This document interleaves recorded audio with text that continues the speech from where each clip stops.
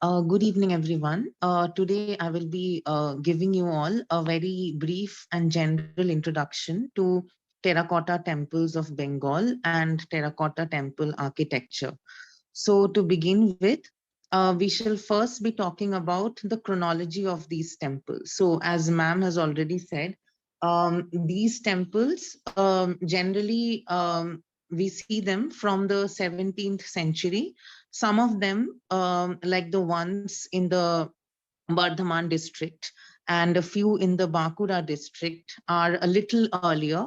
So we see them from the late 16th century also, but most of them come into the picture from the 17th century. And there is a profusion of these temples in the 18th and 19th centuries.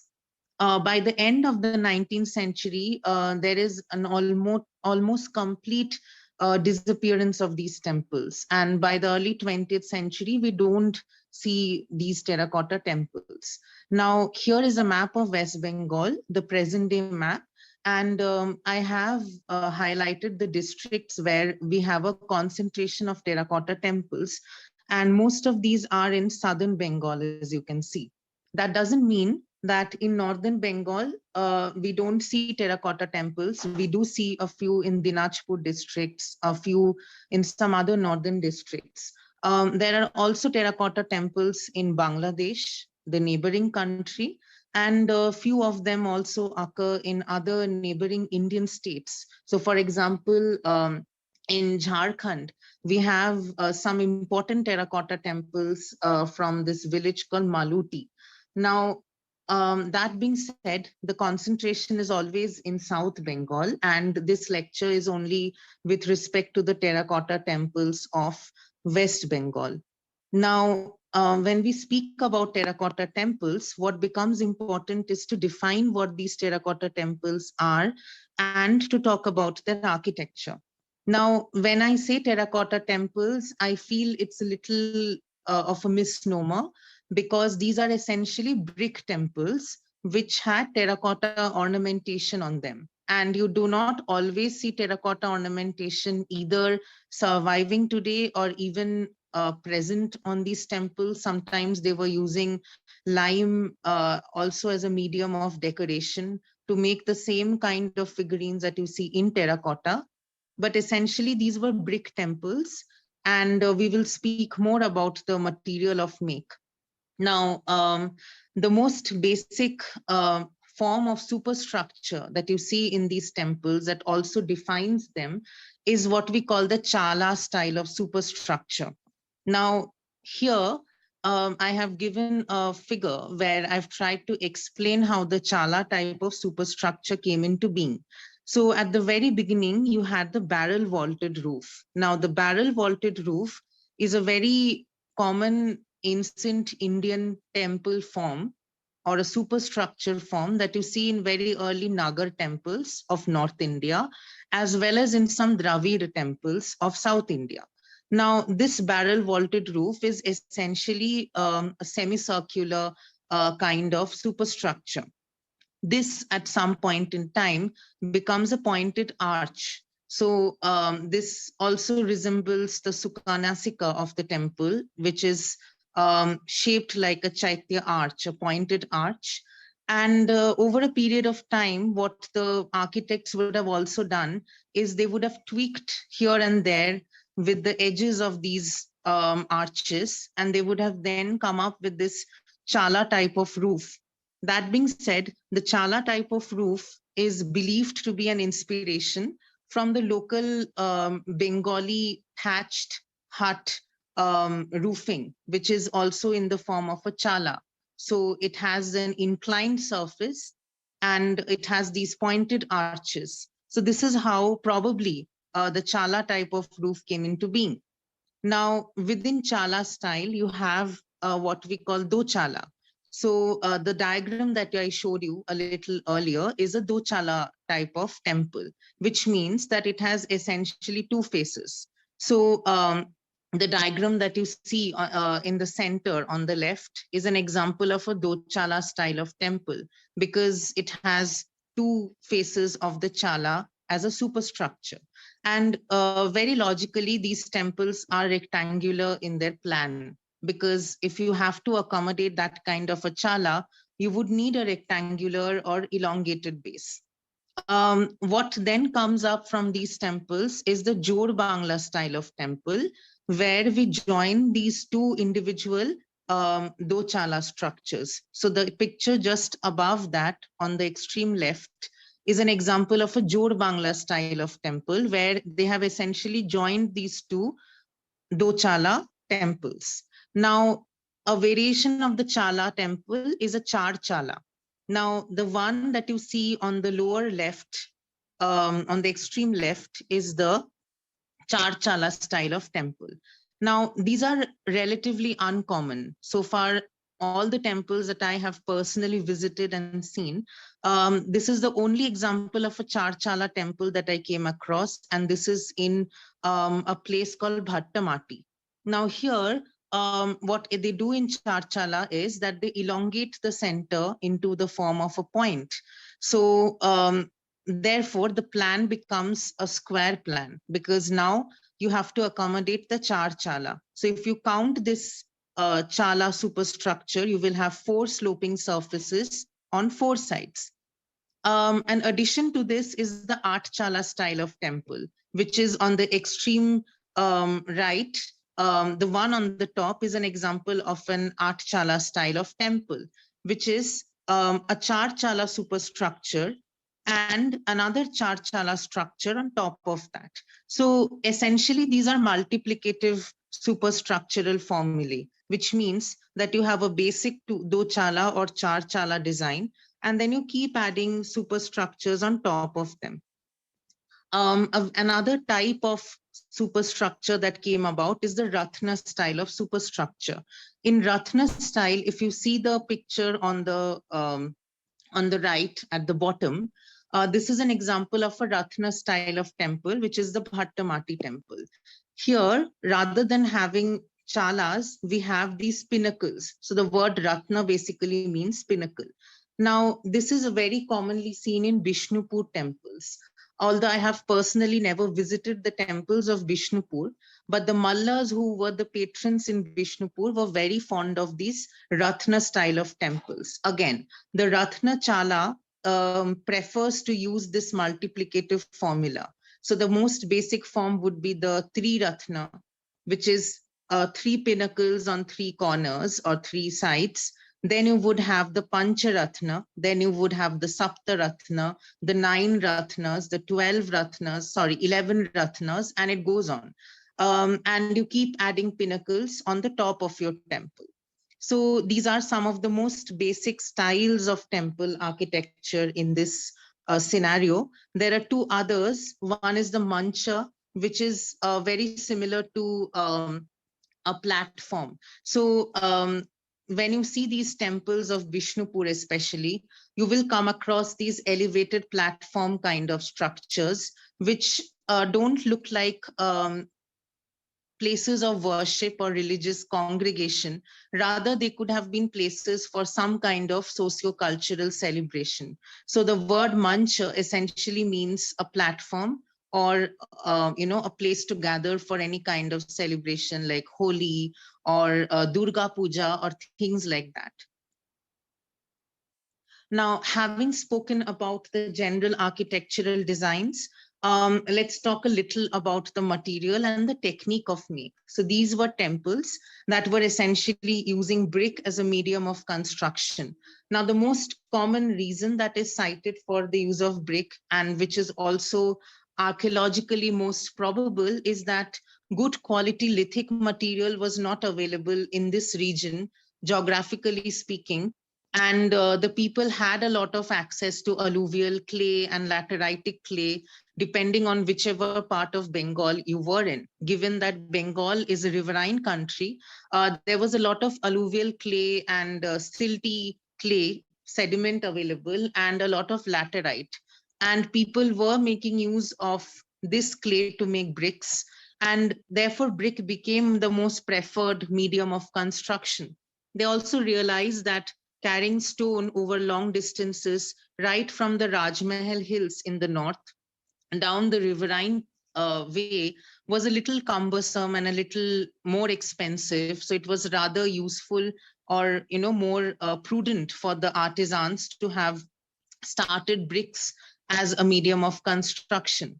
However, that doesn't mean that it was an easier mode of construction. If you look at this picture here, which is a decorated pilaster from the frontal facade of Jor Bangla Temple in Baranagar, you will see that they have very tactly used brick to create different kind of designs that you generally see on stones. So when the Nagar temples were generally using stone for all the architectural features, here bricks were being cut in different designs, in different ratios, in different shapes.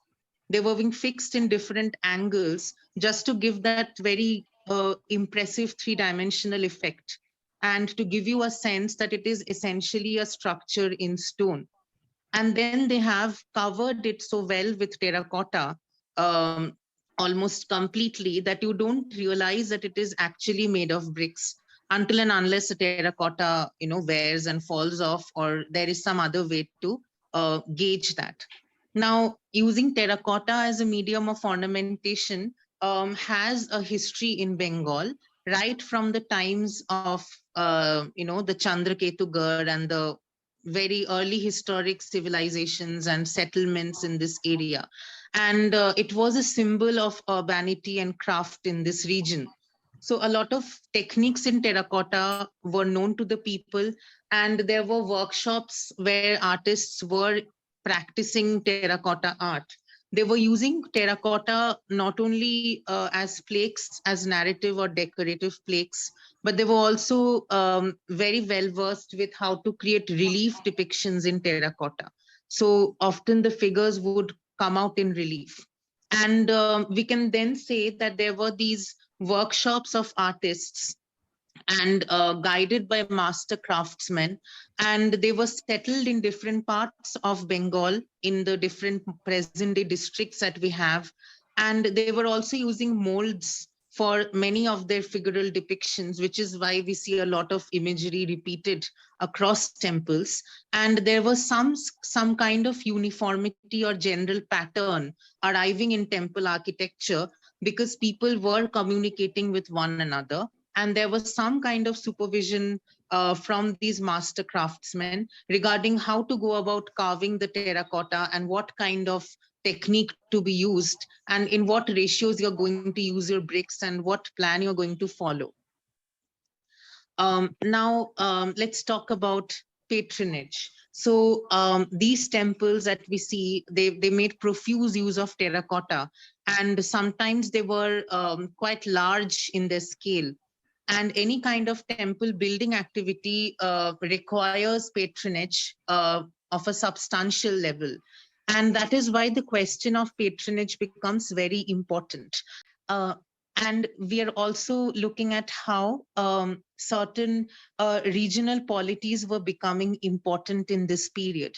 So in Bishnupur, for example, in the Birbhum district, we had the Malla dynasty that was very, an emerging political formation in this period. And they were trying to establish themselves as important regional power, free from the Mughal hegemony. And for them, temple building became an important form of identity creation. So Pika Ghosh, in her book, Temples to Love, writes eloquently about this, and she elaborates on how all the temples in Bishnupur had a certain political agenda behind them, as well as a religious affiliation. So these emerging polities were either Vaishnav, or they were followers of Shiv, or they were followers of Shaktism. But that was not really important. What was important was that they had active trade links with a lot of merchant communities. And this is also the coming of the company and the East India Company especially, and different other trading groups. So not only the English, but also the Dutch, the Portuguese, and the French into the hinterlands, and then into the more interior of the state and the land. And what we see is a very active connection between these communities. So if you look at the picture that I have provided with this slide, which is from the Char Bangla temple, this is a part of the Adhishthan or the base of the temple. You can just look at how the kind of varied depictions that you get on the temple. So you can see people traveling on carts, people traveling on palanquins, and there are also men riding on horses, wearing uniforms and carrying different kinds of ammunitions.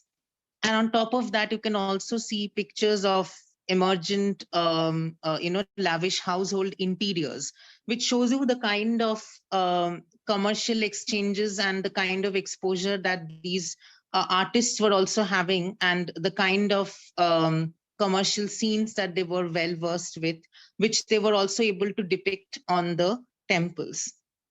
Now, a reason why this was also facilitated is also the river and the waterways. So people were moving up and down the rivers and the waterways. So a lot of temples in Murshidabad, for example, are located along the Bhagirathi River.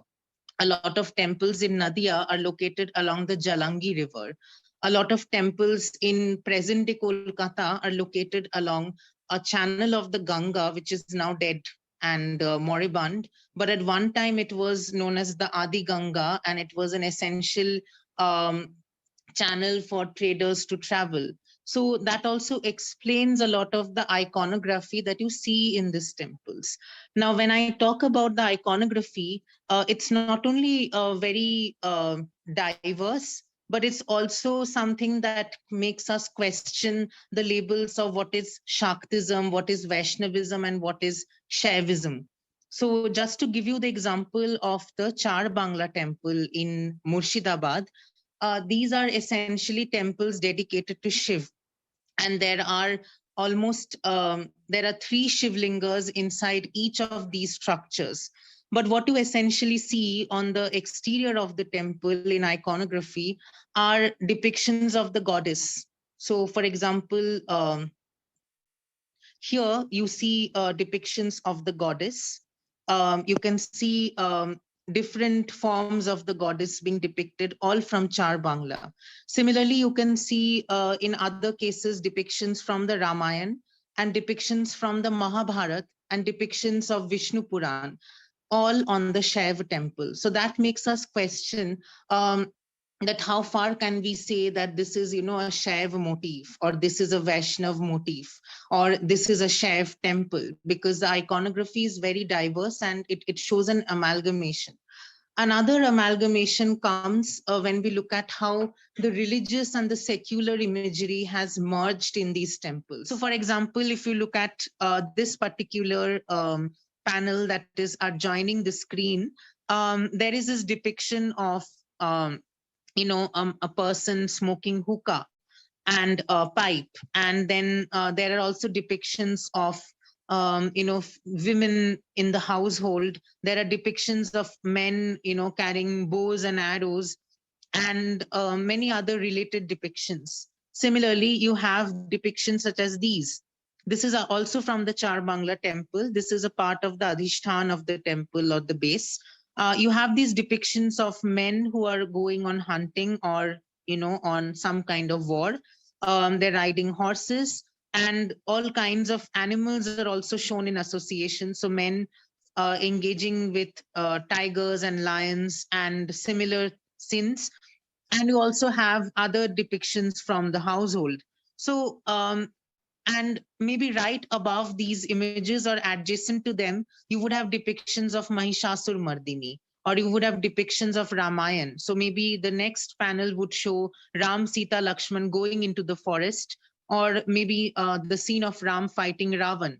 So that tells us that secular and religious imagery sits very well in these kind of temples. Now, some of the early documentations of this temple was done by David McCutcheon and some of his colleagues. And they had pointed out that when you see these temples, there is a certain scheme that they follow. So the bottom part will have secular imagery, and as you go up, you will see religious imagery, which probably then metaphysically indicates, the liberation of the soul and all of that.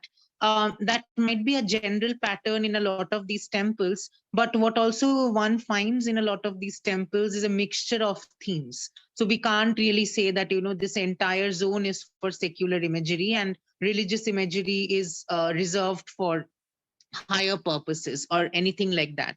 Becomes difficult. Another thing that I also want to point out is the emergence of a regional style of depiction. So, for example, if you see the central imagery of Mahishasur Mardini here, this is Durga killing Mahishasur, which is following the Devi Mahatamya. But if you see the ten-handed form of the goddess, her one leg is on the lion and one is on the asura. And just adjacent to her, there would also be Lakshmi, Saraswati, Kartikeya, and Ganesh. This is exactly the form of the goddess that we worship in Bengal at the present time. So all over Bengal, whenever there's Durga Puja, you will see this idol of the goddess being worshipped. So that tells us that A, there was a regional style of depicting the goddess which had already become established. And these temples are the earliest examples of that, which show us on sculpture. And B, that this was a regional way of depicting the goddess. So this is something that's not really pan North Indian, but that is typically Bengali, or so to speak, a regional style. Another example is how they show scenes from the Ramayana. So there is an important scene of Ram worshipping the goddess Durga, which I have not shown here, before the battle with Ravan. This is something that you mostly find mentioned in Kritivasa's Ramayana, which is a Bengali version of the epic of Valmiki. Now, when this particular scene comes in the temple walls, it later then figures in the Patchitra and the Kalighat paintings, and it becomes a very popular theme.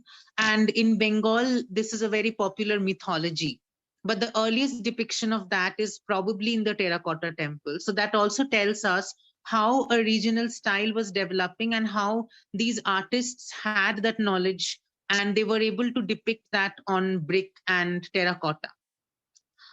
Now, when we talk about iconography, and something that we cannot ignore in that case is also, what they tell us about the dress culture, what they tell us about the implements that the people are carrying, what they tell us about the headdresses and things like that.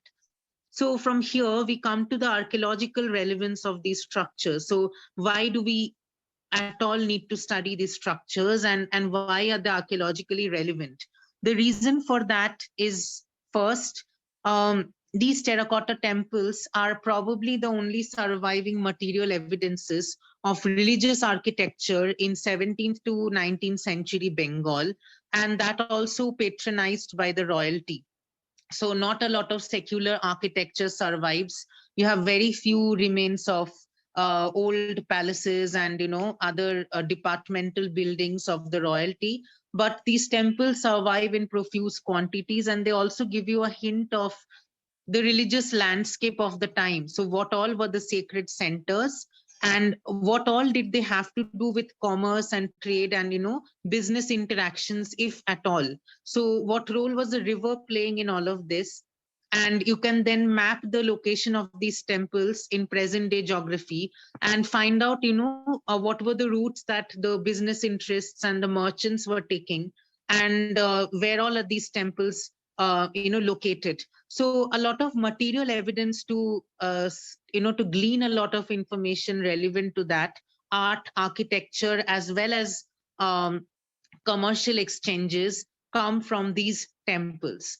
As I already said, a lot of things that we know about the iconography, their dress culture, also comes from here. So dress culture, not only because these temples show us a particular way of dressing or a particular kind of headdress, but if we can also trace the real life parallels. So if we have artifacts lying around in museums of these kind of dresses, or if we have people still using these kind of dresses, then we also get a sense of parallel of how these things were being used in that period as well. And all of that then tells us about the scenario, the socio-cultural, commercial, as well as political scenario. Also, what is important archaeologically is the technology that was involved in these kind of temples. So as I already said in the beginning, that they were using bricks in various dimensions. They were cutting them in various sizes and shapes, and they were putting those in different angles, which is something that that tells us a lot about the engineering abilities of these people. And we also get to learn a lot about the workshops and how they were organized. So why is it that you see a certain imagery in terracotta repeated across temples, or why is it that you see a certain uniform style of temple floor plan being replicated or repeated across districts which are geographically diverse? That's only because there was some kind of communication between workshops and artisans, and there were some master sculptors who were also supervising the work, right? And that also tells you about the terracotta art of the period.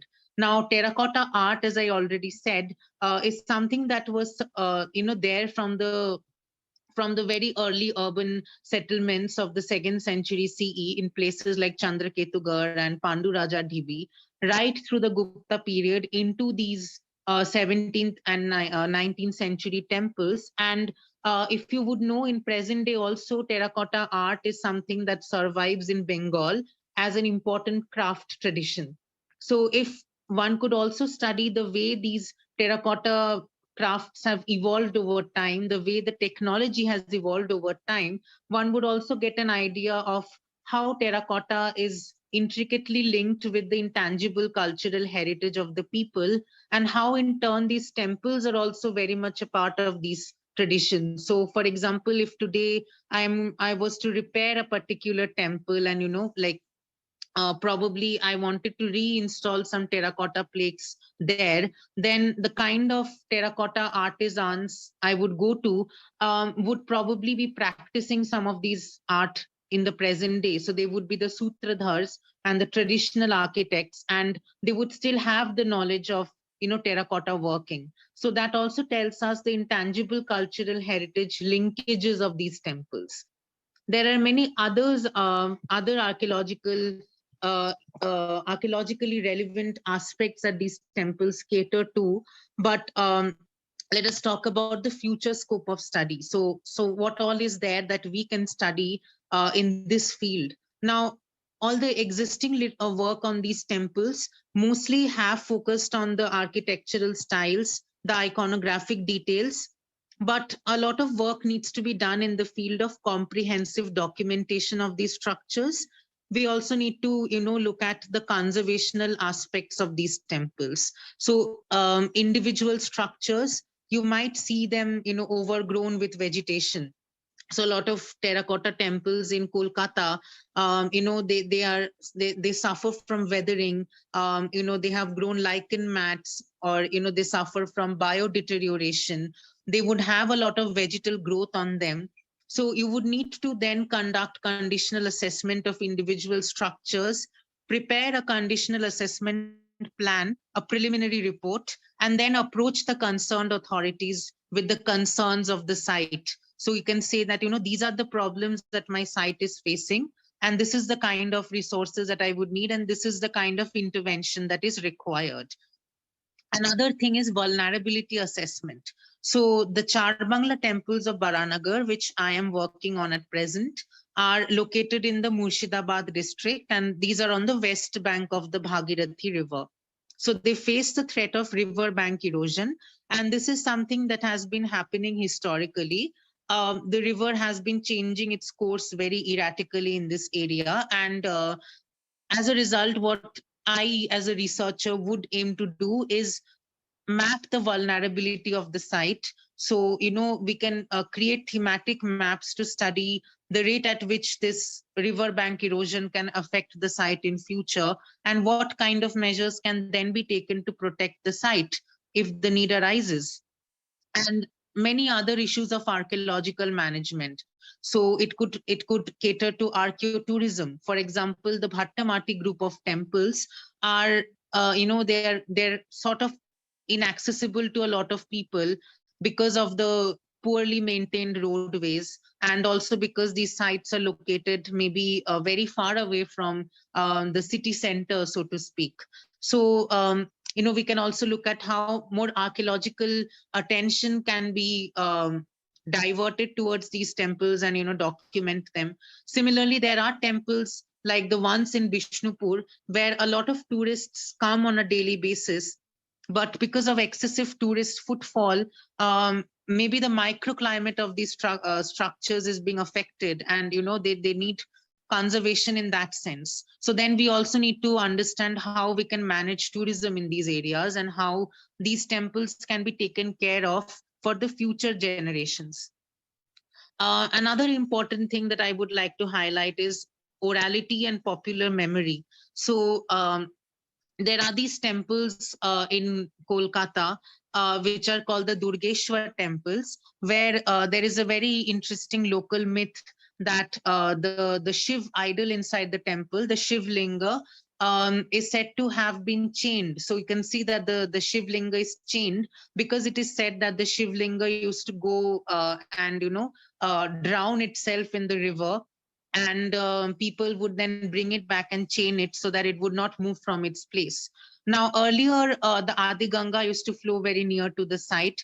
So what this myth probably tells you is maybe at one time the temple was situated at a dangerously close vicinity to the river, and maybe that is the reason why the icon would be inundated, or it would just be drowned in the water multiple times, and that is how probably this myth came about. At present, obviously the site is very far away from the river channel, but maybe the myth has stayed, and the memory still survives, and that is also something why the name of the temple has also become Mota Shiv. There are many other examples. So, for example, at Baranagar, it is said that Rani Bhavani of Nator had created 108 Shiv temples, and only very few of them survive today. So, a lot of people say, there were invasions and people had destroyed these temples, or they got submerged under some great flood that happened in some time in the past. So, as surveyors, we can then look at how much validity is there in a lot of these myths. So probably maybe there are structures which were submerged in the past, and maybe some remains of that were left, or maybe nothing is left. So these are possibilities which as researchers we can then look into, and we can then understand why the communities remember these temples the way they do, and how these myths came into being. So to conclude, I would like to say that the traditional approaches to study these temples have done a great job in highlighting a lot of aspects of their architecture and iconography and such things, especially documenting temples which are presently inaccessible or very remote. For example, the Jotar Deul temples are in Sundarbans, and these are right in the midst of the marshy areas of the Sundarbans in the mangroves, which is inaccessible for a lot of people like us who are mostly living in the drier parts of the state. And for us, these visual archives serve as important devices to understand or to study these temples digitally. Similarly, as I said, more work needs to be done to create a digital database of terracotta temples. Some work is already happening. There are organizations and individuals who are doing this kind of research, but we all need to also, collaborate and bring our resources together. So there are ways of digitally documenting these sites, things like 3D documentation and photogrammetry, which some sites require us to do, but for which we would need to pull resources together, and we would also need more manpower to help us, more technical know-how. And as I already said, a lot of information remains to be gleaned from these temples. So, for example, why were hunting scenes so important in a lot of these temples, and the kind of implements that they show us in hunting. Similarly, those very interesting half animal, half human figures that we see in many temples. What are these figures, and what significance they had in these kind of temples? And as I said, said, the kind of technology that was being used in these temples, the kind of commercial links that these temples had with the merchant communities, and many other issues. These are things that we are yet to study, and which we can only study when we, do a detailed analysis of individual structures, compile a database, and then, be able to compare one temple with another temple, maybe in a particular region or in a particular locality. So this is a short bibliography that I have used. And just a note here that a lot of literature on terracotta temples exist in Bengali. And these are also books that are lying around in a lot of public libraries in Bengal, which have not been digitized properly. So for gleaning a lot of information from that, you would need to train yourself in Bengali to be able to read those books, and you would also need to search in a lot of these local libraries. So a lot of research work, a lot of regional data has been stored in these books and in these old manuscripts, which are not accessible to a lot of researchers from different parts of the country, or different parts of the world. So what they demand is then, adding these to a digital database, so that we can also make them a part of our bibliography, and we can translate them, and make it available to the wider research community.